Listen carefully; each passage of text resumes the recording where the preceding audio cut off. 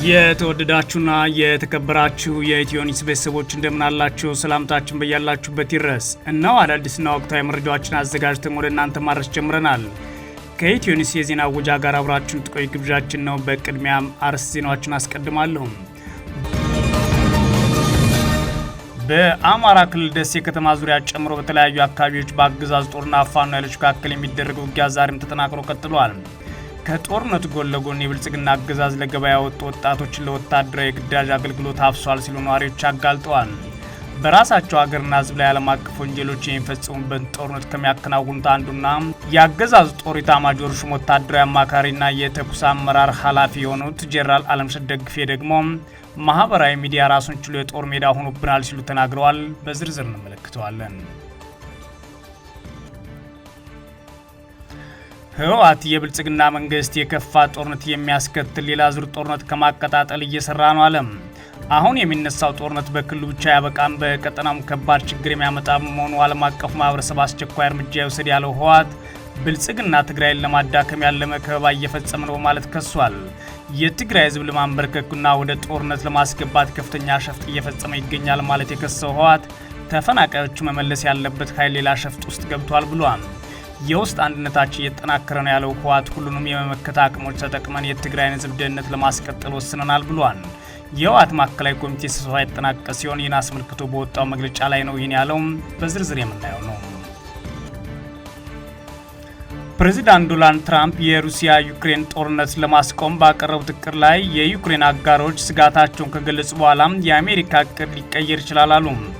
ቅዳሜ ዕለት የአውሮፓ የካናዳና የጃፓን መሪዎች እቅዱ ፍትሐዊና ዘላቂ ሰላም ለማምጣት አስፈላጊ ነገሮች እንዳሉት የተናገሩ ሲሆን ነገር ግን በዩክሬን ጦርነት ላይ ስለሚደረጉ የድንበር ለውጦችና ገደቦች ስጋታቸውን በመጥቀሳቸው ተጨማሪ ስራ ያስፈልገዋል ብለዋል። እስራኤል በሰሜንና ማዕከላዊ ጋዛ በፈጸመቻቸው ተከታታይ የአየር ድብደባዎች ቢያንስ 22 ፍልስጤማውያን መገደላቸውን የሕክምናና የሲቪል መከላከያ ባለስልጣናት ይፋ አድርገዋል። መኖሪያ ቤቶችን ጨምሮ 5 ቦታዎች ላይ የአየር ድብደባዎች መፈጸማቸውም ተሰምተዋል። ከሟቾቹ መካከል የሐማስ ከፍተኛ አዛዥ ይገኝበታል ተብሏል። አብራችሁ ውስጥ ቆዩ። እነዚህና ሌሎች ትሰማላችሁ። መልካም ቆይታ ያውላችሁ። በአማራ ክልል ደሴ ከተማ ዙሪያ ጨምሮ በተለያዩ አካባቢዎች በአገዛዙ ጦርና ፋኖ ኃይሎች መካከል የሚደረገው ውጊያ ዛሬም ተጠናክሮ ቀጥሏል። ከጦርነቱ ጎን ለጎን የብልጽግና አገዛዝ ለገበያ ያወጡ ወጣቶችን ለወታደራዊ ግዳጅ አገልግሎት አፍሷል ሲሉ ነዋሪዎች አጋልጠዋል። በራሳቸው ሀገርና ሕዝብ ላይ ዓለም አቀፍ ወንጀሎች የሚፈጽሙበት ጦርነት ከሚያከናውኑት አንዱና የአገዛዙ ጦር ኢታማዦር ሹም ወታደራዊ አማካሪና የተኩስ አመራር ኃላፊ የሆኑት ጄኔራል አለምሸት ደግፌ ደግሞ ማህበራዊ ሚዲያው ራሱን ችሎ የጦር ሜዳ ሆኖብናል ብለዋል። በክልሉ ደሴ ከተማ ዙሪያ የአገዛዙ ጦር ፋኖ ላይ በሌሊት ከበባ ለማድረግ መንቀሳቀሱ ተከትሎ በተደረገ ውጊያ ከፍተኛ ሰብአዊ ጉዳት መድረሱን የመረጃ ምንጮቻችን ተናግረዋል። በደሴ ከተማ ዙሪያ አባ ሰላማ የተባለ አካባቢ በተደረገ ውጊያ በርካታ የአገዛዙ መከላከያ አድማ ብተናና ሚኒሻ ተገድለዋል ያሉት የመረጃ ምንጮች በፋኖ አባላት ላይም ጉዳት ተመዝግቧል ብለዋል። በተመሳሳይ ህዳር 13 2018 ዓ.ም በሰሜን ወሎ ዞን ላስታ ቀጠና አይናና ቋሮ የተባለ አካባቢ የእጅ በእጅ ከባድ ውጊያ በአገዛዙ ጦርና ፋኖ ኃይሎች መካከል መደረጉን የፋኖ የመረጃ ምንጮች አረጋግጠዋል። አይና ቋሮ ላይ በተደረገው ውጊያ ተሽከርካሪዎችና የጦር መሳሪያዎች ወድመዋል ያሉት የመረጃ ምንጮች የጉዳቱ መጠን በአገዛዙ ጦር ላይም ሆነ በፋኖ ላይ ከፍተኛ የሚባል እንደሆነ አክለው ተናግረዋል።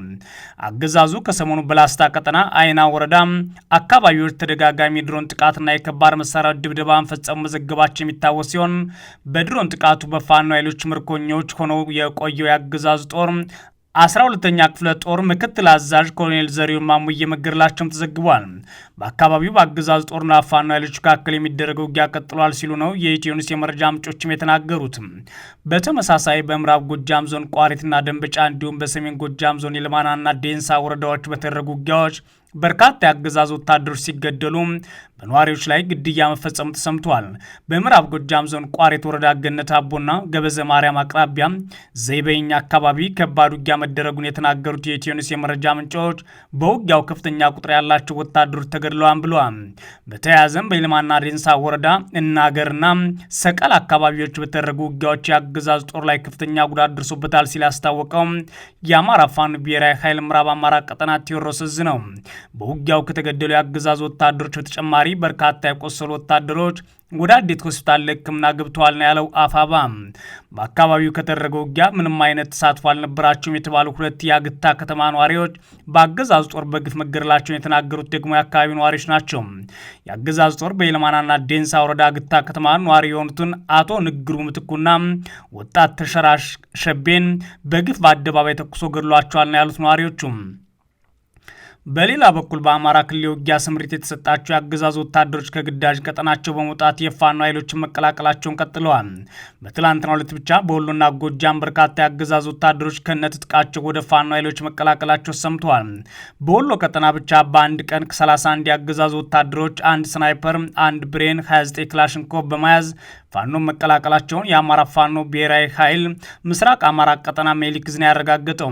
ላለፉት 7 ዓመታት ያለማቋረጥ በሀገር ውስጥ ጦርነት ተዘፍቆ የሚገኙ የአገዛዙ ጦር ታዲያ በውጊያ የሚያልቁበትና ከግዳጅ የሚጠፉበትን ወታደሮች ለመተካት የግዳጅ ወታደራዊ ምልመላ እያደረገ እንደሚገኝ በተደጋጋሚ መዘገቡ ይታወሳል።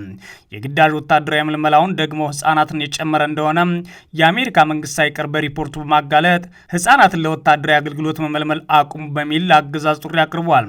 ሆኖም ግን አገዛዙ ዛሬም የግዳጅ ወታደራዊ ምልመላ በአማራ ክልል ገበያ ላይ ጭምር አፈሳ በመፈጸም ቀጥሎበታል ሲሉ የመረጃ ምንጮች አጋልጠዋል።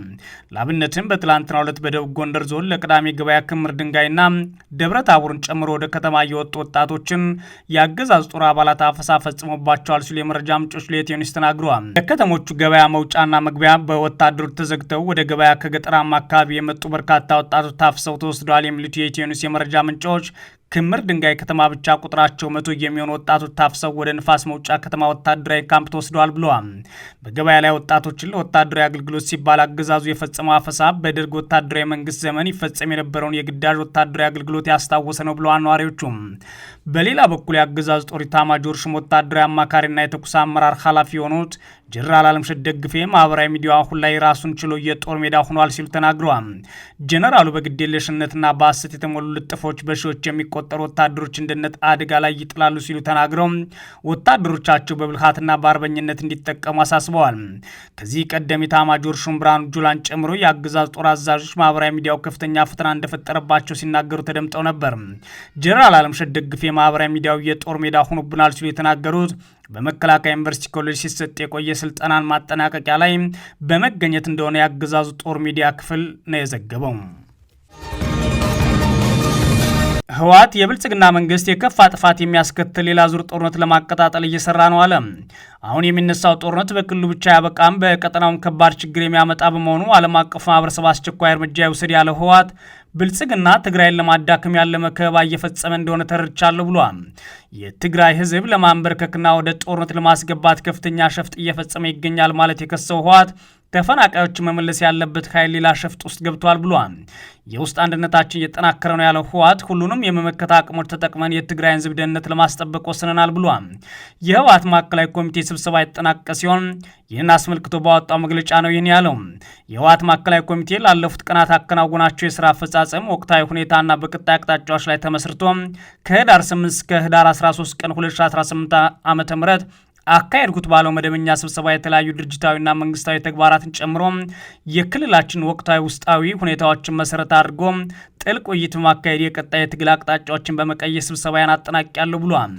ከ14ኛ ድርጅታዊ ጉባኤ በኋላ በተቀመጡ አቅጣጫዎች ላይ በተሰራ ስራ ከፍተኛ ለውጥ አለን፣ እንዲሁም የተሻለ አፈጻጸም ውስጥ ገብተናል የሚለው ህወሓት አሁን ላይ ችግሮቹን ተገምግመው እየተፈቱ ነው ማለት የገመገመበትን ዝርዝር ነጥቦች ጠቅሷል።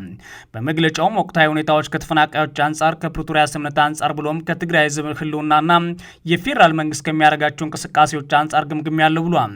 በወቅታዊ ሁኔታ ተፈናቃዮች መጠለያ ማዕከላት ከህዝቡ ጋር ያሉትና የተፈናቀሉትን እንዲሁም የተሰደዱትን ወገኖቻችን ሁኔታ የህወሓት ማዕከላዊ ኮሚቴ ገምግሟል ያለው መግለጫው የወገኖቻችን ሁኔታ እጅግ አሳሳቢ በመሆኑ የኢትዮጵያ ብልጽግና መንግስት በፕሪቶሪያ ስምምነት መሰረት ደህንነታቸውን በተጠበቀና ዘላቂ በሆነ መንገድ ወደ ቀያቸው እንዲመልሳቸው አሁንም ድጋሚ ጥሪ ያቀርባሉ ብሏል። ጨምሮም የኢትዮጵያ መንግስት በስምምነቱ መሰረት ከህወሓትና ከትግራይ ጊዜያዊ አስተዳደር ጋር ተቀናጅቶ ግዴታውን ከመወጣት ይልቅ የህዝባችን ሞትና መከራ የሚያራዝም ሸፍጥ እያደረገ ነው።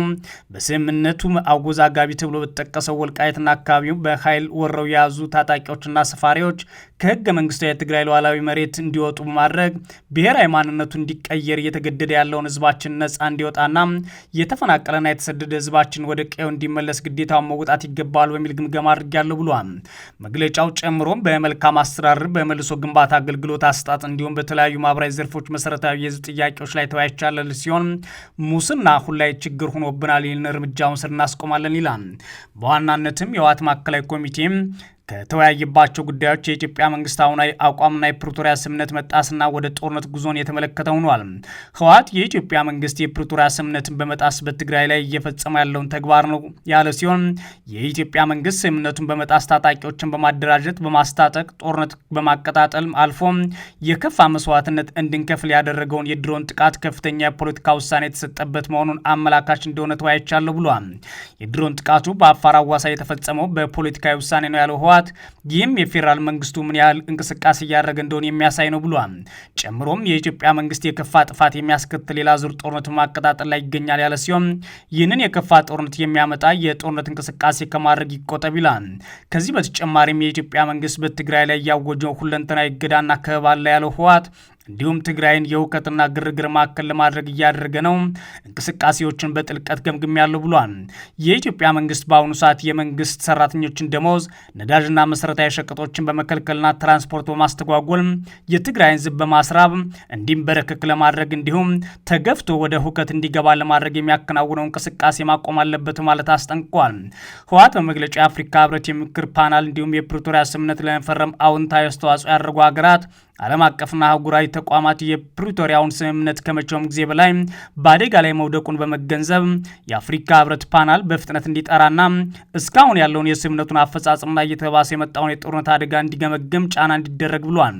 ማዕከላዊ ኮሚቴው በወቅታዊ የክልላዊ ለውጦች ላይም ሰፊ ውይይት አካሂዷል የሚለው መግለጫው ዓለም አቀፉ ማህበረሰብ በክልላችን ላይ ያንዣበበውን የጦርነት ደመና ችላ ብሎ ማየት እንደሌለበትና የሚያስከትለው መዘዝ በዚህ ክልል ብቻ የሚወሰን ባለመሆኑ በጊዜው ለመከላከል ተገቢው ጫና እንዲያደርግ ጥሪ ያቀርባለሁ ይላል። ህወሓት በህዝባችን ላይ የሚታዩ ችግሮችን፣ የህዝባችን ጥያቄዎች በአስቸኳይ መፍታት በሚያስፈልጋቸው ቅደም ተከተል ተለይተው ቅድሚያ በሚሰጣቸው ላይ እንዲሰራ እንዲሁም የትግራይ ህዝብ ደህንነቱ የተጠበቀ ህይወት ለማረጋገጥ ከትግራይ የመከላከል ወይም የመከታ አቅሞች ጋራ በመቀናጀት እንዲሰራ በመወሰን ጉባኤን አጠናቅቄያለሁ ነው ያለው።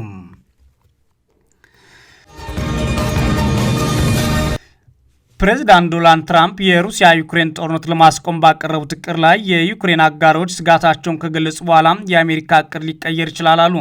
ቅዳሜ ዕለት የአውሮፓ ካናዳ፣ የጃፓን መሪዎች እቅዱ ፍትሐዊና ዘላቂ ሰላም ለማምጣት አስፈላጊ ነገሮች እንዳሉት ተናግረዋል። ነገር ግን በዩክሬን ጦርነት ላይ ስለሚደረጉ የድንበር ለውጦችና ገደቦች ስጋታቸውን በመጥቀስ ተጨማሪ ስራ ያስፈልገዋል ብለዋል። ዛሬ እሁድ የብሪታንያ፣ የፈረንሳይ፣ የጀርመን፣ የአሜሪካና የዩክሬን የደህንነት ባለስልጣናት በጄኔቫ ስዊዘርላንድ ይገናኛሉ ይላል ቢቢሲ። ፕሬዚዳንት ቮሎዲሚር ዜሌንስኪ ቀደም ሲል ዩክሬን ለሞስኮ ተስማሚ እንደሆነ የሚታየውን እቅድ እንድትቀበል የተደረገባት ጫና ተከትሎ በታሪካችን ውስጥ ካሉት እጅግ አስቸጋሪ ጊዜያት አንዱ እንደገጠማቸው አስጠንቅቀው ነበር። ትራምፕ ዩክሬን እስከ ህዳር 18 ድረስ 28 ነጥቦች የያዘውን እቅድ እንድትቀበል ቀነ ገደብ ሰጥተዋታል። የሩሲያው ፕሬዚዳንት ቭላድሚር ፑቲን ደግሞ ይህ ለስምምነት መሰረት ሊሆን እንደሚችል ተናግረዋል። ቅዳሜ ዕለት የአሁኑ ረቂቅ እቅድ ለዩክሬን የሚያቀርቡት የመጨረሻው እቅዳቸው ስለመሆኑ ሲጠየቁ ትራምፕ ዋይት ሀውስ አይደለም የመጨረሻ አይሆንም ሲሉ ለጋዜጠኞች ምላሽ ሰጥተዋል። በአንድ ወይም በሌላ መንገድ ጦርነቱ እንዲቆም ማድረግ አለብን፣ ስለዚህ በሱ ላይ እየሰራን ነው ይላሉ ትራምፕ።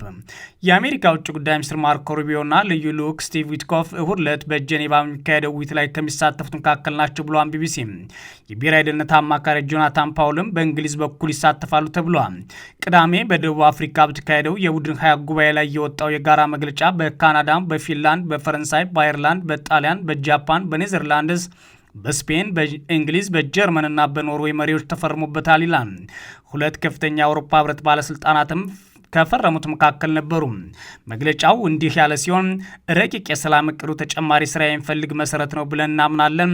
የወደፊት ሰላም ዘላቂ እንዲሆን ለማድረግ ለመሳተፍ ዝግጁ ነን። ድንበሮችን በኃይል መለወጥ የለባቸውም የሚለው መርህ ላይ ግልጽ ነን ይላል። በተጨማሪም በዩክሬን የጦር ኃይሎች ላይ የተጣሉት ገደቦች ያሳስበናል። ይህም ዩክሬን ለወደፊት ጥቃት ተጋላጭ እንድትሆን ያደርጋታል ይላል። አክሎም ከአውሮፓ ህብረትና ከኔቶ ጋር የተያያዙ ጉዳዮችን መተግበር በቅደም ተከተል የአውሮፓ ህብረትና የኔቶ አባላት ፈቃድ ይፈልጋል ይላል።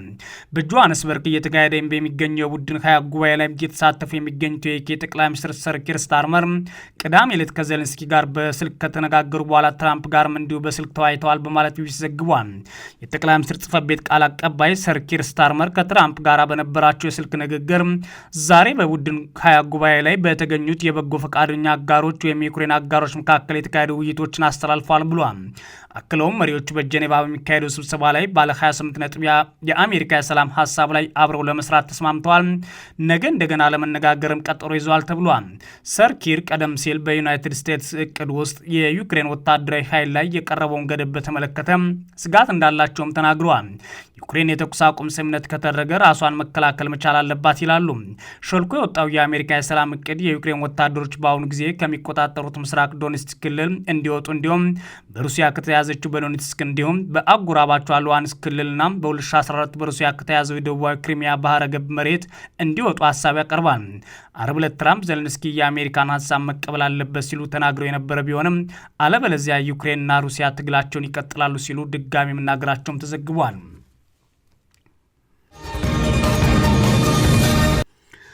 እስራኤል በሰሜንና በማዕከላዊ ጋዛ በፈረመቻቸው ተከታታይ የአየር ድብደባዎች ቢያንስ 22 ፍልስጤማውያን መገደላቸውን የሕክምናና የሲቪል መከላከያ ባለሥልጣናት አስታውቀዋል።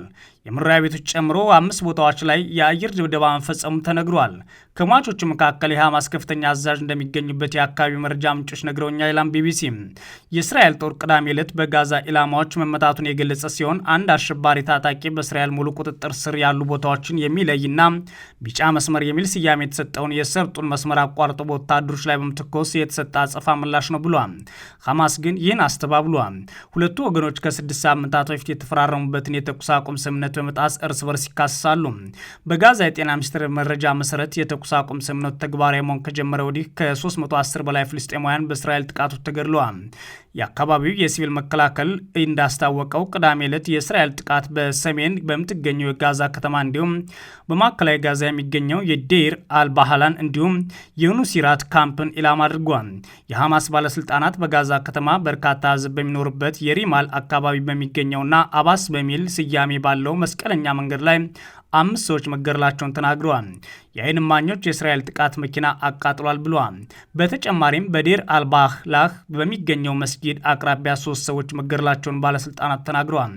በኑሴራት የተፈጸመው የእስራኤል ጥቃት 2 ቤቶችን ኢላማ ያደረጉ መሆናቸውንና የአቡ አሙኔህ ቤተሰብ ከተመታ በኋላ 3 ሰዎች መገደላቸውን አክለዋል። በአቡ ሻዊሽ ቤተሰብ መኖሪያ ቤት ላይም በተደረገ ሌላ ጥቃት ሌሎች 7 ሰዎች ተገድለዋል ይላል ቢቢሲ። ቅዳሜ ዕለት በምዕራብ ጋዛ ከተማ የአንድ ቤተሰብ መኖሪያ ላይ በተፈጸመ ጥቃት 3 ሰዎች መገደላቸውን ባለስልጣናት ይፋ አድርገዋል። የጠቅላይ ሚኒስትር ቤንያሚን ኔታንያሁ ቢሮ በዋጣው መግለጫ ዛሬ ሐማስ የእስራኤል መከላከያ ኃይል ለማጥቃት አሸባሪ ወደ እስራኤል ይዞታ ግዛት በመላክ የተኩስ አቁም ስምምነቱ እንደገና ጥሷል። በምላሹ እስራኤል 5 ከፍተኛ የሐማስ አሸባሪዎችን አስወግዳለች ብሏል። መግለጫው አሸማጋዮች ሐማስ የተኩስ አቁም ስምምነቱ እንዲፈጽም አጥብቀው እንዲጠይቁ ጥሪ አቅርቧል። የተወደዳችሁና የተከበራችሁ የኢትዮ ኒውስ ቤተሰቦች መረጃዎቻችን እነዚህ ነበሩ። መልካም ጊዜ እመኛለሁ።